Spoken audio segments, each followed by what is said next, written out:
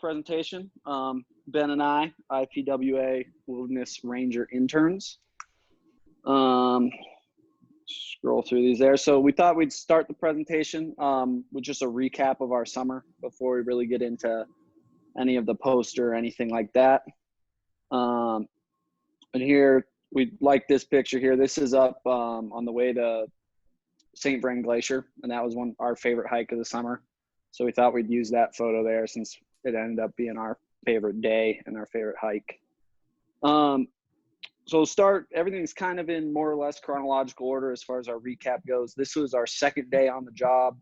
Mary sent us up to Lake Isabel. And what we're doing here on the left side is digging out one of the paths down, the access trails down to the lake that was buried in snow, trying to encourage people to stay at least on that path and out of the revegetated area that people were trampling. And same thing going here on the right, that's right next to our path. We moved some logs around to try and direct traffic onto the actual trail rather than through all the revegetation. And Ben, did you want to share this slide? Yeah, or on the last one, there was this great moment of like realizing what an incredible office that it is. It's like, oh, not a bad place to set up shop for the day and work. So yeah, we were definitely delayed because of COVID. So we didn't start at the initial time. We definitely still encountered snow. So this is a point, I think, Jasper Lake, which of course we were going to many of the lakes that receive a whole lot of camping and oftentimes receive a whole lot of illegal fire rings as well. So we came back to Jasper for a couple weeks, and all the snow has melted down and the fire rings had come back up. That's always a good hike, and always we found out the places that we really enjoyed going, the places that really needed help. We were able to align those together to make for a productive work experience. Mm-hmm. Cool. Next one here, this is, I believe, 2 more photos of St. Vrain Glacier area. Is that right, Ben?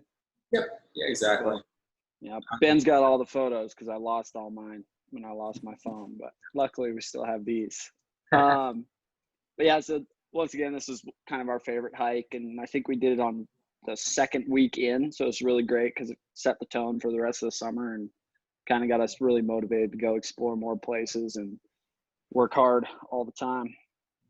And it's great to have the opportunity to push ourselves, right, to do some longer hikes as well as shorter ones. There are some days, obviously, when the weather isn't all that great and it makes more sense to stay close. Or we had other roles as well that we could fill by having days where you just hike really far and see what the condition of the trail is, where otherwise it'd be hard to get to. Could be some really satisfying days. Yeah, here we have some pretty pictures. I believe on the left is Caribou, right? Is it? I think so. I think it's from on the other side of the divide, kind of looking back almost to the east. Yes, yeah, that's right. Up past Arapahoe, past there. We ran into another IPWA volunteer going up the same trail. I forget his name now, but it was always fun to cross paths with others. We're doing similar things. We got to hike with Daryl, and we got to hike with Kelly. And then every once in a while, you see someone and like, oh, that's a nice shirt. Yeah, so it's a beautiful place. This was over by Heart Lake. Or what's the one below it? Is it Douglas Lake? I think it's Rogers. Rogers Lake, that's it. Yeah, some beautiful wildflowers. It was a really good year for it. The columbine were really strong. Of course, the Indian paintbrush were always dazzling. So it's fun. We tried to pick up more flowers as we saw them, plant names as we encountered them. Yeah, you could spend a lifetime studying that.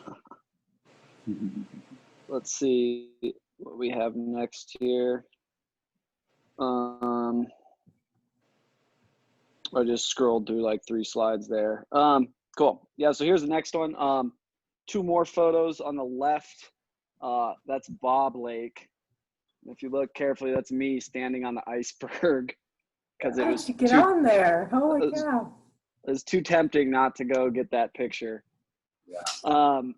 And then on the right that's Upper Coney Lake, which I believe that was our last hike. Yeah, our very last day was Upper Coney Lake right there. And that was a really cool one to see. How did you get on the iceberg? Yeah. Sorry? How did you get on that iceberg? I swam. A little cold, I suspect. It was probably the coldest water I've felt in my life. Yeah, it was freezing. That's a great picture. It is. That's why I'm hunched over trying to get some air in my system after I climbed up on there. Oh, wow. that's a keeper. Yeah. Luckily, I still got that one. It's good stuff. Excellent. Let's get the next slide here. So here's some wildlife that we encountered. That's some moose on the left. And then you got a herd of about 35 elk on the right. So this was in the same day we actually hit that ungulate The ungulate trifecta, as I called it. Yeah. And yeah, so we saw a few deer after that as well. Yeah, it was really cool that we were out there at all times during the day. Like most people are, centered around like the late afternoon, but we had some really early mornings trying to beat parking, stuck around like when it rained. So these guys came out when everyone else had left. So yeah, saw our share of moose, saw the elk. Plenty of marmots, of course. No bears, but that's a thing I'm absolutely fine with. It's cool to connect to it. Especially when the trails were so busy this year, that was definitely something that we grappled with. Of course, is managing the number of people that are there so that wildlife can still coexist with those huge quantities of people. Is really positive and something we're very thankful for. Mm-hmm. Let's see here. Cool. Oh. Yeah, so that's the right? What? That's the last week of our trip there. Yeah. Or I can let you talk about that, Nick. Sure. These are two photos from the last weekend when we did Thursday through Saturday backpack patrol. It's 3-day overnight, which was awesome. I think it was also one of Ben and I's favorite experiences. We went, I think we went in up to King Lake and then over and out from East Portal. So we got some High Lonesome action, which is over on the left there. Us on High Lonesome, sending a text, it looks like, because we had service. And then another picture from up on the divide on the right there. And that was a really cool hike and a super fun experience. We even dropped the heavy backpacks and went up and climbed James Peak on that trip too. And that was pretty cool. Wow. Did you guys do a car shuttle? Yep. Yes. Okay. Yes. Good connection between East Portal and then Hesse. On the day we got out, that was a Saturday. Oh yeah. It was incredible that from East Portal it was essentially full, which is hard to do at East Portal. So there's probably like 600 something cars there, like lining the road as well. That's got to be a record. It is incredible. Yeah. And then we drove around to Hesse, and of course the Boulder County was patrolling that, and they had the cop car, but they had pretty much filled up the high school lot at that point as well. They're just having to turn people away. So that had a whole lot of people too. So it was a busy day, but we had been in solitude the day before, right? So definitely saw those hidden spots. Sure. And the thing on the right, it took me forever looking at it to realize that Nick is on the left there in this camo. Oh yeah. Right here, I'm hiding. Oh, wow. Yeah. I had my hoodie over my head trying to fight the bugs. I'm blending in apparently. All right. Cool. Yeah, and then that kind of ends our recap of the summer, and we just want to take an opportunity to thank all of you for kind of awesome opportunity to get out and explore the Indian Peaks and give back, and just everything we were able to do this summer that the Forest Service and IPWA was able to facilitate for us. We're just super grateful for that. And of course, the people who are on the call too. Yeah. Barbara and Mary, right? Even though they couldn't make it, we're really thankful for their support through all of the summer. All right. And so now, in addition to our recap, just a quick little list of the tasks we went through. Kind of our biggest focus, and it seems like in the years past too, the biggest things the interns do is firings. I can't remember our final count, but it's probably at least in the 60s or so. Oh, it was much higher. You were 85. Really? Yeah, I went through your Ooh. course. Yeah, you guys set a summer record for 2 people. That's so, Really? yes. Yay. The Yay. gauntlet has been thrown, so now I think we're gonna have to do a throwdown on fire rings next year. We got our technique pretty dialed, so we'll see. Yeah, so obviously fire rings, did a lot of work with down trees, recorded them in the reports, and then also for Mary, and we also chopped a few, kind of 6 inches or less, the ones that we could handle or the ones that we could drag off the trail. We took care of a couple. Obviously, we didn't have the server training this year, but we did have a little pocket chainsaw, so we made do where we could. Yeah. That's great. Yeah, really. You notice that's a very important part about like a trail, like maintaining itself or like staying on the same track. That those trees make a big difference when they come down. Yeah, and then the next 3 tasks we kind of focused on were all assignments from Mary. She'd send us out to check on certain signs, make sure all the regulations were posted, and that things weren't falling over. Then campsite status as far as snow goes, just making sure you can give out the amount of permits you'd like to, and you're not forcing people to camp in or on top of like 3 feet of snow or in muddy camp areas. And then trail counters at the 2 Brainerd trailheads, and then 4th of July as well. We did a lot of trail counting action, which was pretty fun because you got to sit there for an hour and just kind of relax in nature, which is pretty cool. Essentially, double checking the apparatuses, the little cameras that had been installed to count the people going by, to make sure that was giving accurate data. Did you guys happen to actually see, so I know you captured that data to validate the electronic counters. Did you actually hear from Mary how the counts matched to the actual electronic devices at all? We didn't, no. Okay. I was just curious. Yeah, I'd be kind of curious too, because especially at like Long Lake Trailhead, that where that counter is, that trail is so wide that probably about half the people that walk by are side by side. And apparently that's one of the problems with the counter, is that it'll only count that as 1, but really it's 2 people there. So I'd be curious to see that data as well. Yeah, or how like dogs or kids factor into it. Yeah. Well, but yes, now we can kind of move into the meat of the presentation here. This is obviously our poster. So for the final project, we wanted to, instead of just the video kind of recapping what all we did with some photos, we want to try to do something to improve the wilderness somehow. And as we went on throughout the summer, some of the things we noticed were that there were much fewer off-leash dogs in Brainerd. I think we only saw maybe 2 or 3 compared to a ton at other trailheads. And we also noticed that there was more signs at Brainerd. On each trailhead, there was a small, just 8x11 poster that said, dogs have to be on leash. You can get a fine if you don't have a dog or your dog on leash. And they're pretty simple. So we thought maybe that could be correlated with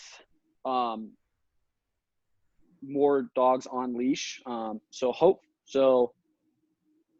Hopefully, basically we thought more signs are going to lead to more dogs on leash, fewer off leash dogs, and that'll reduce the other problems. And so we realized this is a great way to improve the wilderness, because off leash dogs is a huge problem with the plethora of issues that it causes.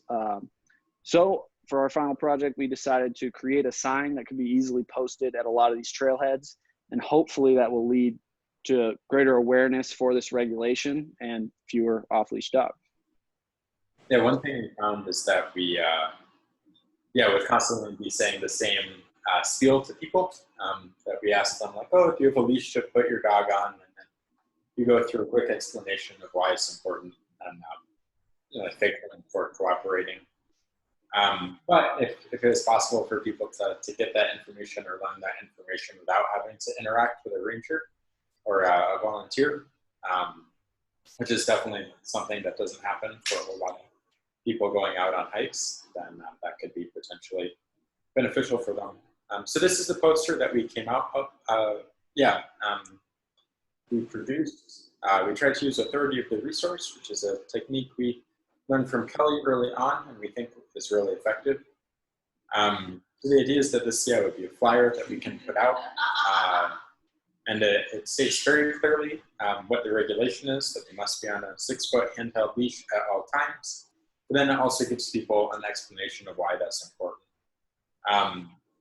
So obviously you could list it out as a whole bunch of different reasons, but we chose to break them down into leave no trace, which is something that is fairly accessible for a lot of people, or they have some conception of to begin with, and some respect for to begin with, and wildlife, which I'd maybe say most people who are going out into the wilderness area have some recognition of wildlife, or have some recognition that wildlife belong in that place. And so recognizing how dogs can interact with that is really, something that we think could be more convincing and more impactful. So what we would traditionally say to people is they don't interact well with wildlife, such as like moose can stomp, or they can charge, as well as bears or anyone else could chase a dog back to its owner. And of course, during our summer, there were like multiple currents that was going on. So Lost Lake obviously was too friendly of a bear, and then the bear had to be put down. So if greater, or if more friendly, more positive interactions with bears that don't involve them interacting with humans could happen, or don't involve them eventually getting killed could happen, that'd be really positive. Or over by Gordon Gulch, there was the bear that got shot because it chased a dog back to its owner, and then the owner got it. So like if people were more aware of how that works, maybe the wildlife could be better protected in that way. And then it puts out some of the arguments that are there. All of these, essentially the same information plus more, and we'll talk about in a bit, is on a panel that we'd want to put on the website. So that comes with all the sources along with it. So that's the idea of what we could present to people. Hopefully it could be eye-grabbing enough, and hopefully it could help people to make better decisions when they're in the wilderness. Yeah, I have a question for you guys before you move on here. So how did you know about Lassie? Lassie's sort of my generation. Where did you guys pick up the Lassie logo? My dad really liked them. I think I watched a few when I was a kid. Okay. All right. Those were reruns of reruns of reruns. Yeah, right. I think I was watching black and white reruns. Yeah. Well, I gotta say, I really love this, you guys. It looks like you've captured a lot of really good information in a very nice format, hitting both the leave no trace and the wildlife aspects, which always resonate with me. So this looks great. Awesome. Excellent. How big is the original? Is it just on screen here? Yeah, so that'd be the whole thing, and hypothetically, it's designed to be like an 8x11, like standard letter size poster. Hmm. But it could be blown up or reorganized to kind of fit whatever needs you need. Where do you think it could be placed? How we saw the signs I was talking about at Brainerd was just on the trailhead, some large post at a trailhead that was about 8 inches wide or so. They just laminate the 8x11 poster there and just staple it to that, the kind of wide log post. But it could be placed at trailheads, basically any way you can get it up on kiosks or a post, like I was saying, something like that. Sure. I mean, I was thinking of all the other stuff that's at trailheads, you know, and Yeah. what Jonathan, people are looking for when they get to the trailhead in general is a map of the area, right? And perhaps where they're going to go. Mm-hmm. I don't know that they look at, or at least very strongly at, some of the warnings they have for mountain lions and things like that. And correct me if I'm wrong. The information is really good, and it'd be nice not bury it amidst a bunch of other stuff where people just kind of glaze over it as they're seeing things. And trailhead sounds like an appropriate place, but maybe that's too crowded of a place to put it. Yeah, I was going to ask Jonathan, with where the wilderness signs are, the big wilderness kiosks, Yeah. when you hit the wilderness boundary, is it possible, are there restrictions on what can be put on those signs? No, not really. I mean, I think at some point, Daryl, you're correct too. You know, at some point we do get into, it's always a fine line on how much, you know, information people read, and at what point are we getting into like sign pollution. A lot of times, you know, CPW has a lot of their wildlife stuff that they put up, and then, you know, AL&L wants to put something up. And then again, we're trying to get a lot of information out to folks. I think it could be something used, you know, potentially at trailheads, or, you know, I think something that would be good too is even as a larger, potentially as a larger size poster, maybe during like a, you know, trailhead host sort of thing. And another useful, and Kelly, you kind of know this, when we were going through the winter regulation stuff on educating users about, you know, post holing versus, you know, messing up ski tracks and things like that. We kind of came up, Boulder Mountain Bike Alliance kind of came up with something similar to this, kind of addressing that issue. And I think it would be good, you know, even as a social media, you know, posting with social media, or even working with our public affairs folks on like a press release kind of a thing. You know, I think again, there is, I think we have to start looking at who is the recreating public, what's the demographic, and how are they getting a lot of the information in today's age. And sure, trailheads are a lot of it, but again, you know, we really try to get a lot of that critical information done in a very simple way. And a lot of times that does not allow us to give the why.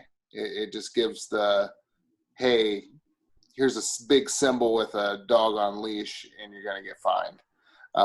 You know, that's kind of what we do with a lot of those regulation stuff, even away from the kiosk. So, you know, I think it would be good to, again, with your guys, you know, Instagram and Facebook and things like that. I think this is would be a good opportunity to use something like this to kind of tell a little more about the why, and people looking through it can actually stop and you know, read it while they're in the leisure of their home. On maybe I didn't really fully understand why my dog has to be on a leash, or why it's important. So, You know, I think that works for sure. I mean, we're definitely going to do that.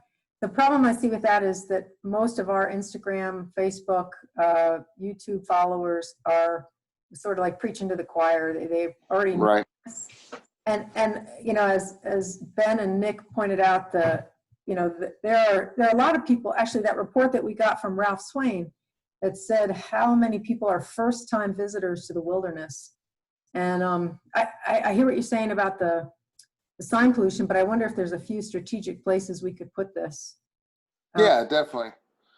Yeah, I mean, I think it's still valuable and still things we can place. Another thing, another strategy that we've found successful is instead of putting everything at a kiosk and you have 100 different things to look at, is staggering information. So you might have the kiosk, and then when you go to actually like on the, when you're first approaching the trail, there might be a sign.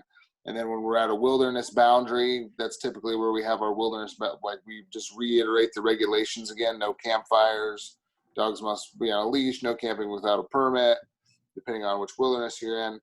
And so that, it just kind of like, well, I stopped at that kiosk, but now, hey, what's this sign? And it's a little more basic, and I do have time to stop and read it. So, and I think it would be good to use them, in areas where we are seeing maybe with the reports, hey, a lot more dogs off leash, here. And, of course that's a lot of our areas, but, yeah, I think we can brainstorm around, ways to utilize this. And, yeah, I don't know. I think you might be surprised on your Instagram stuff too. I mean, on who's looking at it as well. So. Yeah. Well, we'll definitely put it there. Having, especially in the James Peak area, those 3 trails, even if we just put it at that trail junction, Yep. I think that would be a huge help. And maybe, like you said, maybe like a kiosk kind of thing versus something they'll take the time to stop and read, because people actually congregate there and hang out. And so anyway. Kelly, we used to get those little yellow trifold cards from American Kennel Club, on which they talked about dogs off leash. We don't get those anymore. Is that right? We still have a bunch. I think that's the only reason we haven't gotten more, but this is certainly something we could hand out. Well, this is what I was thinking. The bottom 2 squares in green looked like they would fit on a double folded card. We got a couple slides coming up where we talk about that too. Sorry. Okay. Oh, you're all good. But we can move on if you'd like. I thought you were at the end. Well, we're getting close. We're getting close. But you got to hang on a little bit. okay. Really nothing on this slide that we haven't just talked about there. Just an 8x11 sign that can be posted at trailheads. Obviously, there's many more uses for it than just trailheads, like we just talked about. Like Ben mentioned, it's just intended to be a quick little explanation for why the leash regulations exist. And as Ben also said, it uses authority of resource approach, which we found to be the most effective this summer when we were dealing with off-leash dogs on the trail. Good job. Yay. You get the authority of the resource. That's huge. Guys. Yes, this might help a little bit, Daryl. We also figured we'd put together a quick card that could answer those questions. Love it. Yeah, and we got to give Daryl a lot of the credit for this idea too. He came up with this while we were on the hike with him, and it's, I think, a great way to expand upon the poster. Yeah. Well, it was just a thought for discussion for us. Yeah, this is awesome. A three-way deal. Because generally when we're talking to people, it's not like there's a lot of conflict or people aren't like adamantly refusing to put their dogs on leash. But something that like we can give them an explanation beyond like trying to lecture them, which can be a somewhat uncomfortable situation that oftentimes like they want to get out of. They just want to keep on hiking. Something like handing a card could be really successful in helping to get the point across without like making them feel overly bad or making them not care about it and then like be ready to take their dog off leash in 500 feet or something. Yeah, so it briefly goes over some of the points that were discussed in the poster, and then it puts them down at the bottom to the IPWA info sheet on dogs off leash and their impacts as well. which is also, I wrote up about a blurb that's meant to be concise, but have more information than what the poster would have. But the IPWA does have a section on dogs, but I figured it could be helpful to have it be a little bit more fleshed out. And then it has, some like facts and data points that help to back up its importance as well. So I'll make sure I'll forward everything along, and I'll have the 3 things. So the poster, and then the card, and then the increased info blurb as well. Great. Excellent. And I can see this also being something our volunteers could, at a glance, if they're wanting an example to talk to someone about, they could just look at this card. Especially our newer volunteers that aren't really comfortable. This would be really handy to have a little card like this in their package just for them. Yeah. Well, I wonder if there's an advantage to this, that if you're passing them out to hikers who are having their dogs off leash, you're actually going to the people who are the problem, and not passing it around to people who have their dogs on leash. And if that doesn't maybe target them easier, Sure. or directly, Yeah, that makes sense. Yeah. I don't know. Yeah. Just looking for a bang for buck. If you put a 4x8 poster out in the middle of the wilderness and hope people read it as they go by, versus stuffing one in their hands when they're trying to track their dog down.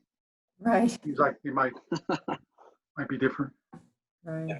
Well, I think it's really interesting in like watching the comparison that we had between Brainerd and then between other sites in Indian Peaks, like how much of a cultural thing it is, right? So like in Brainerd, there's not a culture of letting your dog run off leash.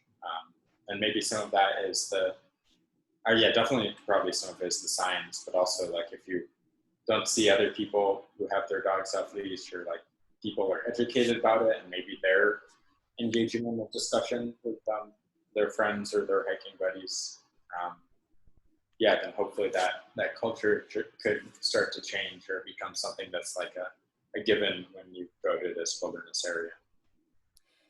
Maybe, Kelly, that's a point for us to consider when we're getting people ready for hikes at the training session, is to get them accustomed to asking people who do have their dogs on leash why they're doing it. I think to try to find out the rationale between it. If it's a cultural thing, it would be interesting to approach it from that standpoint. If it's some other reason that is not, it'd be nice to know also. Yeah. And that's a good way to interact with folks. I was just going to bring up an example. One of our volunteers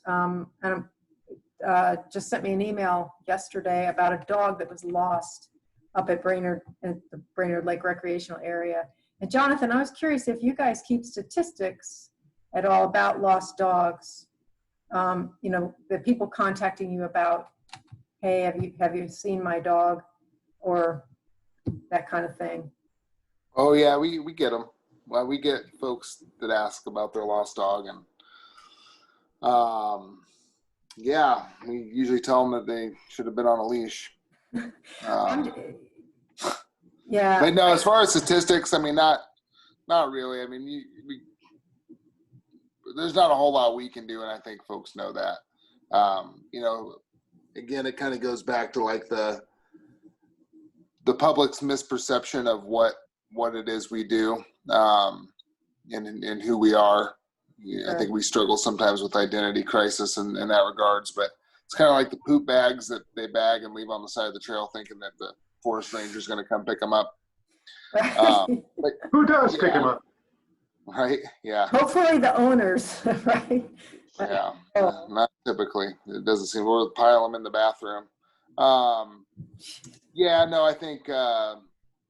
We don't get a whole lot. I don't have a whole lot of statistics regarding lost dogs. Okay, I was just curious. This particular dog was found. It took her a couple days she went back up and camped in Pawnee, I guess, and was able to find someone who got her dog. So. It'd be great to have that information. That type of statistics, I think, is really powerful. Yeah. Yeah. as is how many bags of dog poo are picked up by non-dog owners. Yeah. Yeah. We should capture some of that for IPWA. How many? Seriously. Yeah, our volunteers pick that stuff up. Yeah, I think Trevor, you had, was it like 12 bags or something when we came back? That's right. That's right. And I actually had a woman ask me if I would take her 2 bags to go with. No. Yeah. Oh, I kid you not. Yeah. Yeah. That was impressive. Yeah. that'd be worth a Yeah, slap. I have written people tickets for sanitation that if I see them walking with them and then laying it in the bathroom, I'll write them a citation for sanitation, improper disposal. Wow. Good. Yeah. Yeah, I mean, that's the thing is like people, there's just a misperception about what, like I said, who's out there. You know, there's the trail poop bag fairy out there that's going to get them all. Right. Oh boy. Well, I think, yeah. So that's our last slide there. Just sources. And Ben has a couple more sources that are attached with his web expansion of the website information. So we'll get all that sent off to you in the near future. Great. You I think guys, this is excellent. yeah. Yeah, Thank you you. both. Well done. So you kind of hit on it in your presentation, but we'd love to hear about a couple of highlights from each of you and then a couple lowlights from each of you from the summer. Yeah, I can start. Kind of 2 highlights for me were, like I said earlier, that St. Vrain Glacier hike. I found like just below the glacier, maybe like a mile and a half below. There's that first picture was of a big pool. It's not really a beaver dam pool, but just kind of a natural log jammed up area. But there was fish in there, and it was a gorgeous backdrop. And so I figured that'd be a great place to come back and hopefully camp and be able to just spend days fishing there. So that was kind of my highlight, to find that spot. And then a low point for me was we hiked up to Rogers, or what was that? Not Heart Lake, Red Deer Lake one day, and it started raining on us there. And then we planned to hike out past down to like Coney Flats trailhead and then down to like Beaver Reservoir. And it rained pretty hard the whole hike down. And that hike isn't necessarily fun on its own, since it's kind of rocky Jeep road Right. and getting pounded on rain the whole time. So that kind of sucked. we slogged it out, but that was kind of the low point for me. Yeah, we avoided rain more, passionately after that. Yeah. I'd say high times for me was definitely the backpacking trip. That was really fun to get out there and do a lot of what we usually do, breaking down fire rings and greeting people and off-leash dogs, but also be like doing that for all day and then camping out in some really incredibly beautiful places. So I'm thankful that came through. Thank you, Jonathan, for getting the King-like permit. That was really, really, really lucky of us. And then I guess the next one is like a low point and a high point. Right, that is incredibly busy this summer. So on the low side, that makes it a little bit more tough to manage people, or like you're constantly interacting. And of course, there's unease about what the COVID risk might be, and if like it's just going to be too crowded for the trails to be sustainable. So that's scary, but it's so cool to see all of these people this year. Like a lot of first-time users, a lot of people from like groups and backgrounds that traditionally aren't in wilderness areas that were taking the initiative to come out and explore. So it's definitely a weird time to be an intern, but I think it's also there's some positive unique and beautiful sites, to being able to like help people out and contribute to their wilderness experience to our work. Great. Did you guys have any memorable visitor encounters you want to share? Oh, you made like a list of the somewhat crazy things.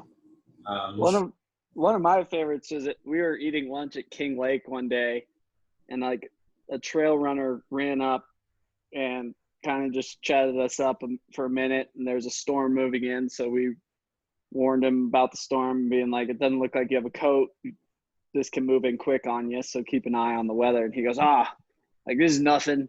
I've ran down class 3 scree with my dog in one arm and like a broken wrist in the other. And then he's like, oh, and that wasn't even bad. He's like, I climbed class 4 with one hand on the side of Mount Elbert one time in a thunderstorm. We were like, all right, good luck. Good Wow. Yeah, Mr. Confident. Yeah. Gosh. Wow. Good people too. Had a great conversation on the top of James Peak with a guy from Winter Park who worked with their, what was it called? Their trail stewardship organization, like Headwater Trail Lines, is that it? Yeah, it's just cool talking to him about what it's looked like on that side of the divide for volunteer trail maintenance. And good views up there as well. Mm-hmm. Good, great. Well, thanks for sharing those. Yeah. All right, Rex, Jonathan, Daryl, anything else for the interns? No, I had a good time walking with him that one day. I should have done more. Yeah, you're fun to hike with for sure. No, I appreciate I you would not have guys. swam to that iceberg with you, I can tell you that. No way, no how.